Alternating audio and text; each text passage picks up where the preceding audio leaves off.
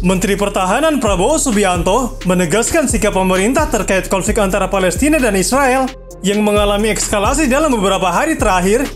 Menurutnya, Indonesia akan terus menyerukan untuk menghentikan kekerasan dalam penyelesaian konflik. Ia menyatakan, pemerintah akan benar-benar menyerukan penghentian kekerasan, penghentian konflik, penghentian aksi-aksi kekerasan. Pemerintah Indonesia akan berupaya mencari solusi damai berupa perundingan untuk menyelesaikan konflik itu.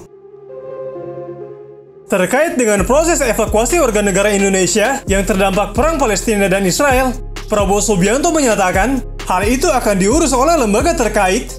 Namun menurut dia, ada sejumlah warga negara Indonesia yang merasa bertanggung jawab atas profesinya dan belum mau dievakuasi.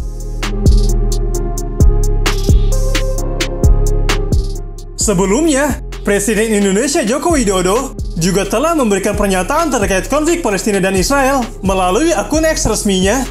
Jokowi menyatakan bahwa Indonesia mendesak agar perang dan tindakan kekerasan yang tengah berlangsung di daerah konflik Palestina dan Israel segera dihentikan untuk menghindari bertambahnya korban jiwa dan harta benda. Perang antara kelompok Hamas Palestina dengan pasukan Israel semakin memanas.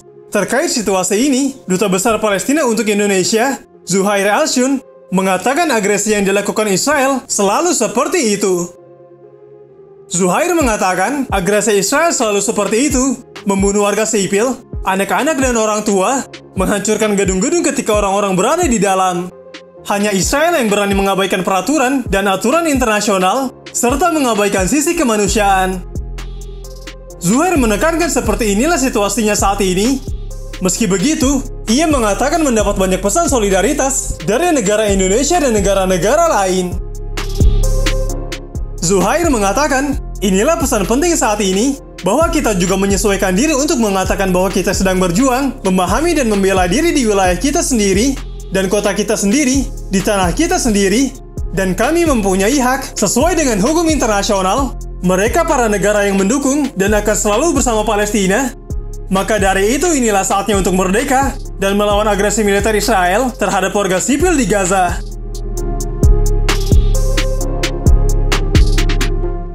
Saat ini Israel telah mengumumkan pengepungan total terhadap Gaza, memutus pasokan air, makanan, dan listrik, ketika militan Hamas mengancam akan mulai membunuh sandera jika pengeboman terhadap wilayah Gaza akan terus berlanjut. Militan Palestina menculik lebih dari 100 orang dalam serangan multifront yang mengejutkan dan menewaskan lebih dari 1.000 orang sebagai hari paling mematikan dalam sejarah Israel. Menanggapi serangan tersebut, Israel telah melancarkan serangan dari udara dan laut yang menurut petugas medis telah menewaskan ratusan warga Palestina, sebuah wilayah yang menjadi rumah bagi 2,3 juta orang dan tidak memiliki tempat untuk melarikan diri. Salah satu fakta menarik yang terungkap adalah alasan dibalik serangan Hamas ini. Melihat dari berbagai surat kabar, Arab Saudi adalah biang keladi dari serangan tersebut. Serangan itu ditujukan untuk mengganggu negosiasi antara Arab Saudi dan Israel. Sebelumnya, telah terjadi upaya antara Amerika Serikat, Arab Saudi, dan Israel terkait hubungan diplomatik. Pangeran Mahkota Saudi, Muhammad bin Salman, dilaporkan mendukung kesepakatan untuk membuat Arab Saudi mengakui Israel secara diplomatik. Hal itu karena Arab Saudi bisa menjadi pemantik negara Timur Tengah yang lain untuk melakukan hal yang sama. Israel telah menjadi musuh negara-negara Timur Tengah sejak 1948. Tentu tidak semua negara tetangganya akan sepakat dengan normalisasi.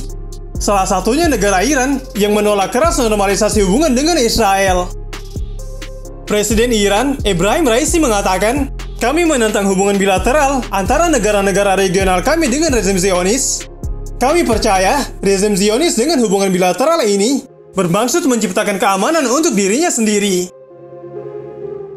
Arab Saudi juga sebelumnya menentang upaya ini, namun keputusan berubah oleh Pangeran Mahkota Muhammad bin Salman. Dirinya bersedia mengakui Israel dengan melihat dampak ekonomi di masa depan. Lalu pertanyaan besarnya, bagaimana sikap Indonesia terhadap perang yang sedang terjadi?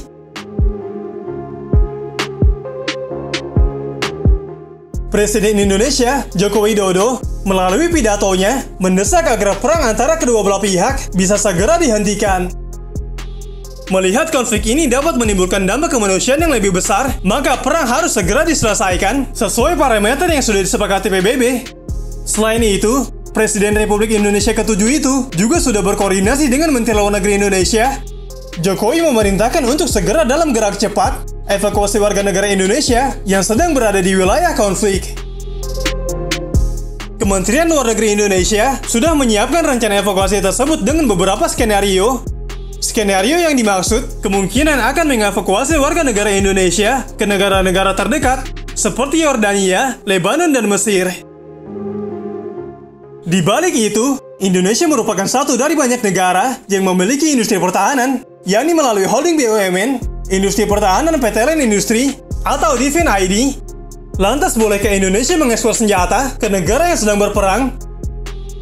Direktur Utama PT Len Industri, Bobi Rashidin menerangkan, ekspor impor senjata diatur Kementerian Pertahanan dan diawasi secara ketat karena hal tersebut menyangkut hak asasi manusia.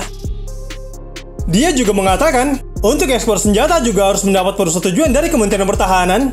Jika Kementerian Pertahanan tidak memberi izin, maka ekspor tidak dapat dilakukan. Ekspor juga diperbolehkan selama tidak ada larangan dari Dewan Keamanan Perserikatan Bangsa-Bangsa atau PBB.